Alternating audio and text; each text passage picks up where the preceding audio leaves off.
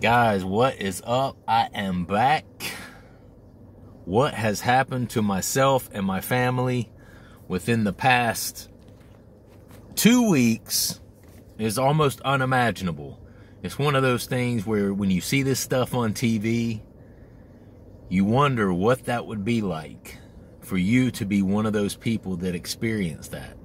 When you see a story like what myself and my family has experienced over the past few weeks on television, you think to yourself, wow, is that real? You can't script this shit, man. And I'm telling you, you cannot script what has happened.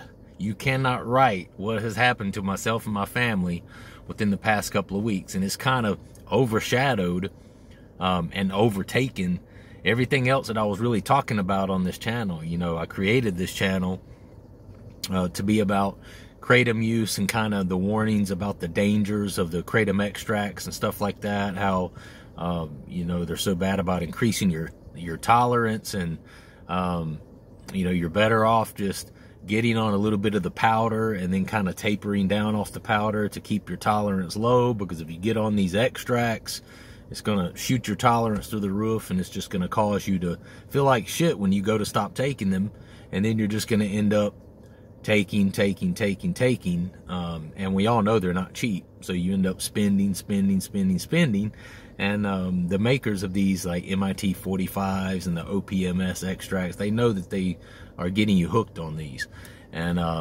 that's kind of what this channel was all about. But what has taken over my life within the past 2 weeks, 3 weeks,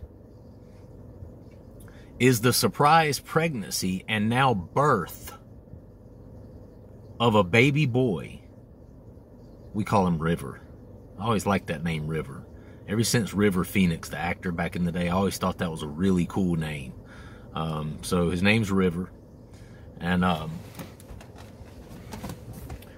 don't have these blue balloons in my car by accident. That is not by accident. When I returned to work today, my co-employees, I work for a really good company, a lot of really kind-hearted people there.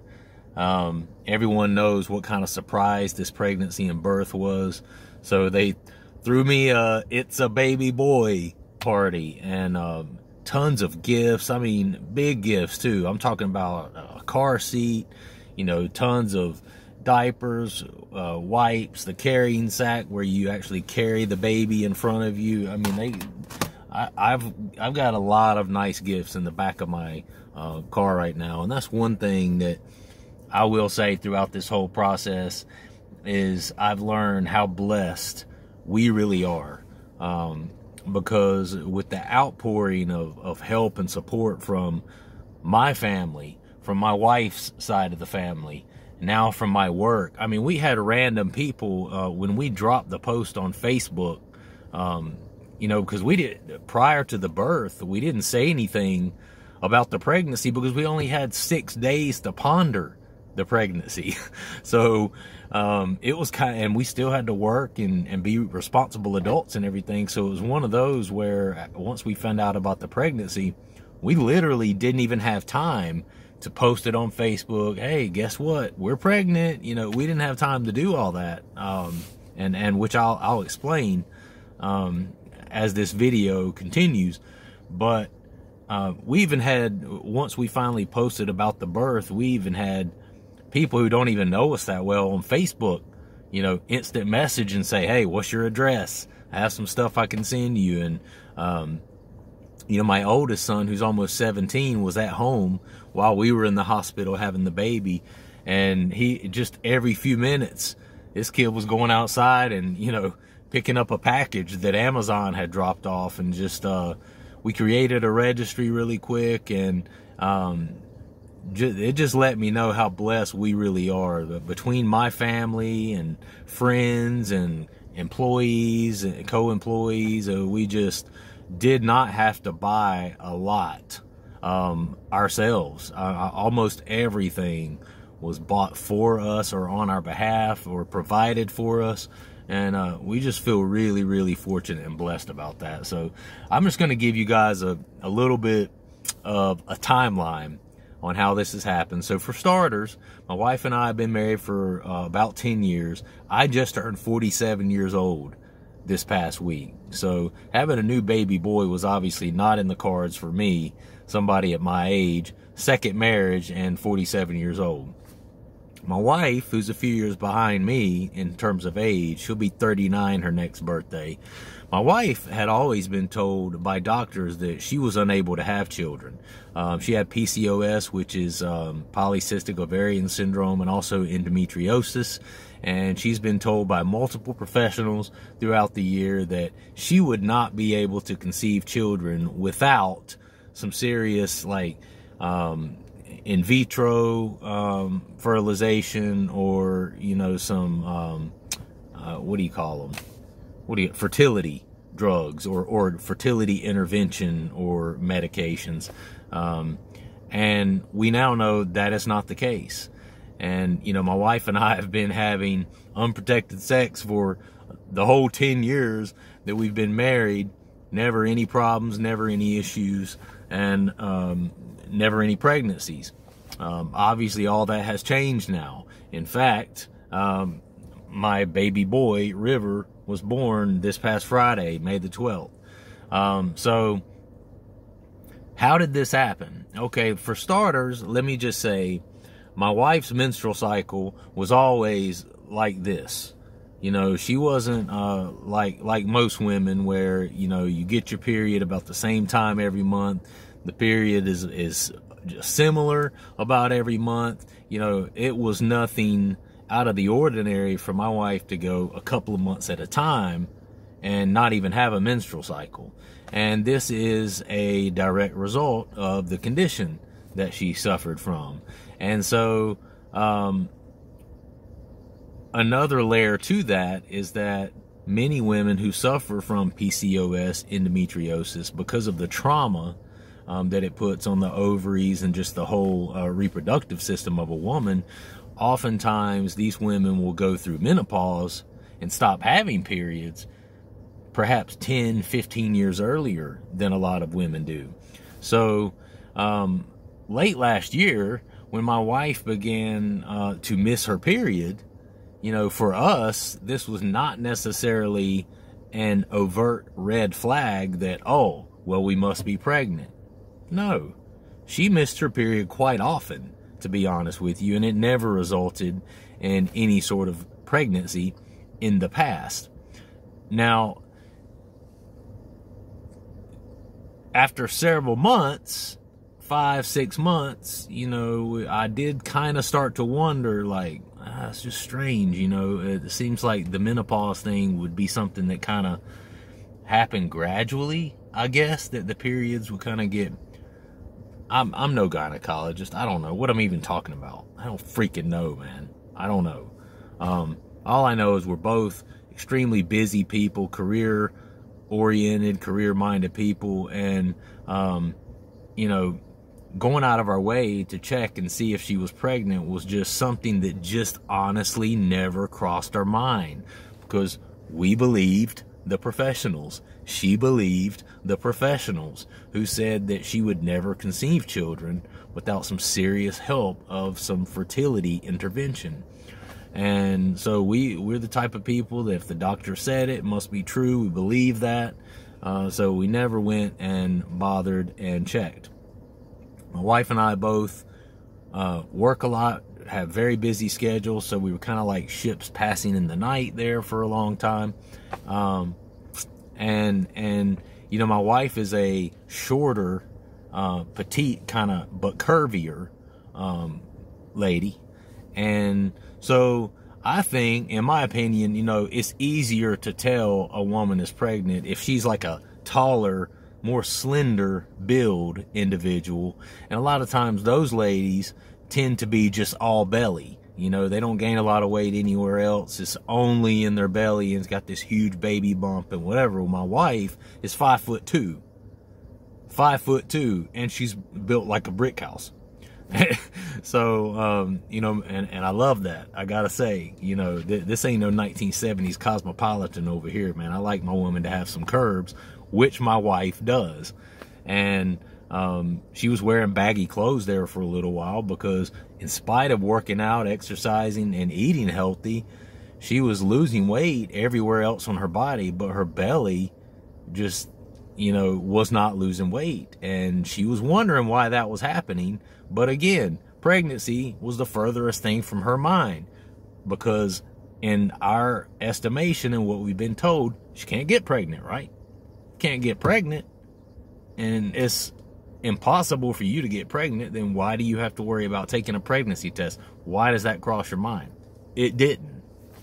So about 2 weeks ago, May 6th to be exact, we were out on Saturday doing our regular errands, whatever, and my wife just starts to talk to me about it. She starts to confide in me. She says, I'm a little worried, you know, and I'm like, well, you know, about what? And she starts telling me that she's been having some trouble with like nausea and, you know, just kind of getting sick, and that she's trying her best to lose weight, but that her belly just, she seems to be having trouble losing it in her belly. And I just want to say to you guys, this is a woman who's never been pregnant. Not only never given birth, but never been pregnant. And certainly has never been in advanced stages of pregnancy. So a lot of people hear this and they're like, what the hell? How does she not know? Because she's never been pregnant, you know. And this, the condition of pregnancy manifests for different women in different ways. And my wife was one of those where the early part of the pregnancy was really quite uneventful for her. Not really any sickness. She didn't have a lot of weight gain. You know, it was just business as usual for her. And so she didn't really start to have kind of some questions of like, what's going on with me, until later on. All right, so May 6th on Saturday, we get to talking about it. She starts expressing that she's concerned that she has like maybe a really bad cyst on her ovary. That's why she's having some swelling. She thought she had some swelling associated with that. You know, this would happen with her pretty often with her condition. When she got a significantly bad cyst, a lot of times she would have some kind of fluid and swelling in her abdomen that she had to contend with. So again, the swelling, you know, not anything too out of the ordinary for her. But she expressed that it was a concern, and that my wife is not the type of person to go to the doctor, y'all. She's not. And she's quite terrified of the doctor, to be honest with you. I'm not a big fan of the doctor either. I'm terrified that I'm going to go to the doctor and they're going to tell me I'm dying. I don't know why. You know, I'm a pretty healthy guy in general. I mean, I have some, you know, some small ailments, you know, as I'm getting older, like a 47-year-old guy would. But I have kind of an unrealistic fear of just being given the worst news ever, like you've only got 3 months to live sort of thing, you know. And my wife's a little bit like that too, and she kind of suffers with anxiety and stuff like that. So she's just not a person that does regular checkups. And this is obviously a mistake on our part. Get to talking about it, you know, and I assure her, listen, I'll go to the doctor with you. You need to get this looked at. I don't want you going around having to feel this way every day, feeling uncomfortable in your belly. If there's something going on, let's get to the bottom of it. And of course she mentioned, you know, unless I was pregnant. She was like, that's the only other thing I can think of, but I can't get pregnant. I've been told multiple times that I couldn't get pregnant. And, so our thought process was, well, okay, we're probably not pregnant, because we've been told by multiple professionals that you can't get pregnant. And so you're probably not pregnant, but you can pick up $1. You can pick up you know, a pregnancy test for $1 at the Dollar General. Those things are 99.9% accurate. You piss on the stick, in 10 minutes, you got your answer, if you're pregnant or not. Sounds pretty simple. We were out grocery shopping anyway. Let's go ahead and pick up some pregnancy tests so we can at least rule that out. Once we rule that out, then we'll, you know, first thing Monday, let's call the doctor. Let's get you into, you know, gyno or a, OBGYN specialist, and let's figure out what's going on with you. I don't want you to have to live that way. So get home, the pregnancy test that afternoon. She pisses on it. I go for my usual Saturday afternoon jog. I come back. She wanted me to look at it because she was too terrified to look at it. I look at it. To my shock, it's positive. First thing I did was said, take the second one. Let's go ahead and take the second one. She said, well, I don't have to piss yet. I said, all right, as soon as you have to piss again, piss on that thing. Let's confirm or deny that it is actually a positive result and that you are pregnant. Let's not jump to any obvious conclusions, even though these things are 99.9% accurate, right? So a few minutes later, I'm in the shower. She pissed on it again, and I hear her while I was in the shower say, the second one's positive. And at that point, we both were just kind of like, okay, well, that's where we are. What can we do about it now? So at that point, we kind of started mentally preparing. We didn't go and tell a lot of people. We did tell a couple of really close family members, like my parents, my brother. We did, talk to my brother and sister-in-law who have young children of their own. My wife's mother, who also is under the impression that my wife, Chrissy, could never get pregnant. So obviously it was a huge shock for her. So we tell them, this is on Saturday, May 6th, May 8th, that Monday, first thing, wife calls the OBGYN, lets them know, hey, got 2 pregnancy tests. Both of them were positive. Didn't realize we were pregnant, but I'm starting to show. And, once we learned that we had positive pregnancy tests, obviously at this point, I'm like, pull your shirt up. Pull your shirt up. Let me see this. Let me see your belly. And of course, once she pulled it up and wasn't sucking her belly in and wearing baggy clothes trying to hide it from me, I looked and I'm like, you kind of look pregnant. How could we have missed this? And then, of course, with this knowledge, I start touching her belly more. I'm laying there at night, putting my hand on it.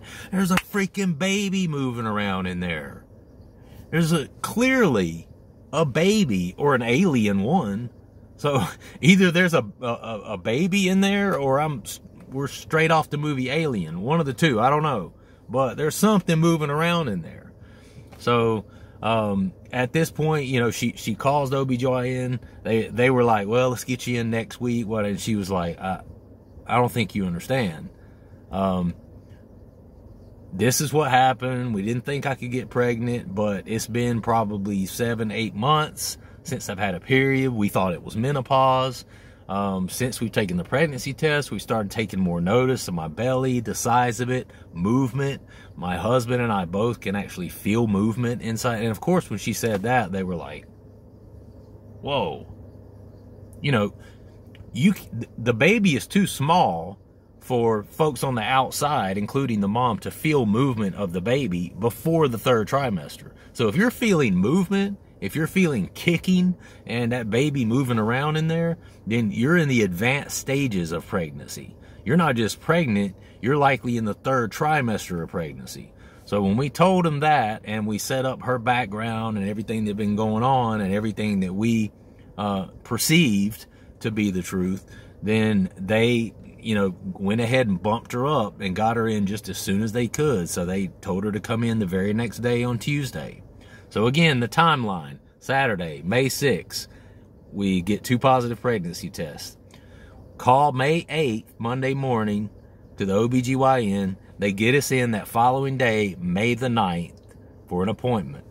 Go in May the 9th, get an ultrasound done, and their estimation is that my wife was 35 weeks pregnant. And for those of you who don't know, full term is considered to be 37 weeks. So we're basically almost full term. We've known we were pregnant for 3 days. And then we're given a due date of June 13th, which is the very next month, and told that we're 35 weeks pregnant. So obviously we're just like, Mind blown, right? So as if that wasn't crazy enough, a couple of days pass, you know, by this point, we started accepting the fact, holy crap, okay, we're having a baby. Oh, well, hold on, let me back up. They couldn't tell us whether it was a boy or a girl, because determining the sex of the baby is something that they do between 18 to 20 weeks, when the baby is large enough to have formed the genitals, but is small enough where with their ultrasound machine, they can see the whole baby and get a picture of the genitals where the baby's kind of stretched out and that sort of thing. This baby was so big at 35 weeks that they're just in there all like crunched up on themselves like this. So they weren't even able to see what the sex of the baby is. So we go in that Tuesday, 3 days after finding out we're pregnant. We not only find out we're 35 weeks and we're due next month, but we don't even know if it's a girl or a boy. So then we're like, oh my gosh, this is crazy. This is crazy. So we start telling people at that point. I start telling my work, you know, kind of just letting people know, look, this is what's going on. It was a shock, but we're about to have a baby next month. My wife gets on, does a registry so we can start, you know, ain't no time for a baby shower. Hell, you know, we're about to give birth and no time at all. So no time for those typical things that people do when they are expecting in an 8-9 month period that they're having a baby shower. No time for all that. So this was like, oh, let's go, let's try to do this. You know, we're backtracking. We're trying to, you know, we're trying to backtrack and do things that we haven't had time to do, and including prenatal care. We're trying to do 9 months of prenatal care in a week, you know. And so my wife makes a registry so we can start getting some things that we need, whatever. Wednesday, Thursday rolls around. Wake up Friday morning, get ready to go to work, and my wife was like, did you notice that I was up a lot last night? No, I didn't. You know, I sleep pretty soundly on a typical basis, so I didn't really take notice. She said, well, I had to change my pants 3 times last night. I was like, what? You know, why? And she said that she was having leakage, you know. And again, here we are. I've only had one baby in my life, and for me, it was 17 years prior to that. And she's never been pregnant or had a baby. So we're feeling like idiots. We're like, well, that seems weird, right? Is that supposed to happen? That's not supposed to happen, right? Is that like a normal part of pregnancy? You know, we're like, well, you know, probably normal. You got a baby up in there. I'm sure it's probably normal to have like some leakage or a little spotting. You know, we didn't know. We just didn't know for sure. And, but of course we look it up, and of course Google is like, get your ass to the doctor. When you look it up, that's the first thing they say. And it's an indication that the sac, what do you call it? The amniotic sac has ruptured, or that the water has broken. And of course, when she learns that, we're like, holy shit. So I go ahead and go to work. She's telling me about this when I'm on the way to work, because I'm talking to her on Bluetooth. I get to work, I'm there for like an hour and a half, and I'm in a meeting. As soon as I get out of the meeting, I see I had a missed call from my wife. Call her back. She said I called the doctor, called the OBGYN. They told me to get in there as soon as I could. So then I was like, okay, all right. I leave work. I let my boss know, hey, we think my wife's, possibly her water could have broken. And again, this is May the 12th. You know, we found out we were pregnant May the 6th. Had the first ultrasound May the 9th. And the day I'm talking about now, this is May the 12th. And her water possibly broke. Went to the doctor. The specialist came in, examined her, and the first thing that she said was, you're already 4 centimeters dilated. I want you guys to get your things, meet me over at the hospital. We're going to have a baby today. Again, we were just like, mind blown. We just couldn't believe it. And there was a lot of emotions that happened. I'm skipping a lot of stuff. There were a lot of emotions that happened throughout all this. My wife cried when she first saw we had a positive pregnancy test. She cried when The specialist told her we were having a baby today. We weren't expecting all this, and it's happening so quick, so quick. And, you know, other than checking the heartbeat and having a normal heartbeat, we didn't know if the baby had all of his fingers and his toes. We didn't know if he, you know, I mean, my wife had drank a little bit. We have a hot tub. We own one. You're not supposed to sit in the hot tub because it can cause, if it's done too much, it can cause a baby to have like vitamin B deficiencies and like spina bifida and these horrible, you know, you read these things online. It's like, oh my God. And we've had absolutely this much prenatal care. None. We just felt like idiots. And we were scared. And we were scared on top of it. So, long story short, we drive to the hospital, drop her off there. Once they start this Pitocin or whatever it is to kind of start to speed up the process. And you know, this, if you've ever had a baby, this is like a 4, 5, 6, 7 hour process. It's not like they give it to you and then 5 minutes later you're ready to have a baby. This is something that gradually happens over hours and hours and hours. Long enough to where I was able to actually run home, grab myself some clothes because I knew we were going to be at the hospital for a few days, come back, and then later by that night, we have a baby boy, and his name's River. And it's just mind-blowing, guys. You cannot script this stuff. You cannot write this stuff. So this is what my last couple of weeks have been like. On a side note, a lot of people subscribe to my channel because I talk about kratom use and coming off of kratom, tapering kratom, that sort of thing.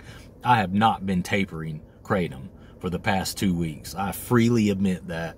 That's something I'm going to have to get back on, like starting today, basically. I've started back on, you know, I guess I'm at about maybe probably 7 to 8 grams I'll take for the whole day today. So I've, you know, I did a good job of cutting my tolerance down there for a while. When I came off the MITs, I was down to 2.5 grams of kratom daily, which is really good for somebody like me who was taking 2-3 MITs a day at one point.